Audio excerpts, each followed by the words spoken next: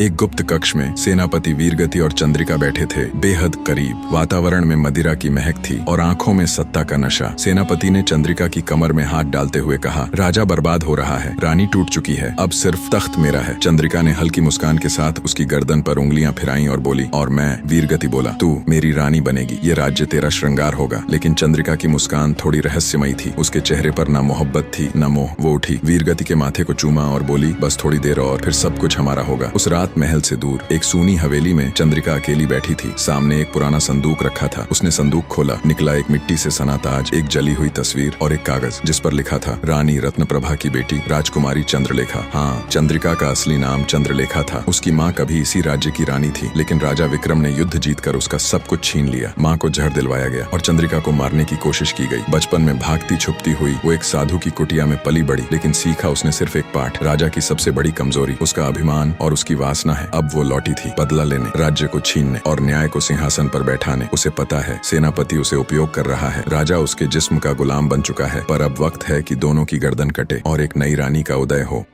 Video पसंद आया हो तो लाइक और शेयर करें।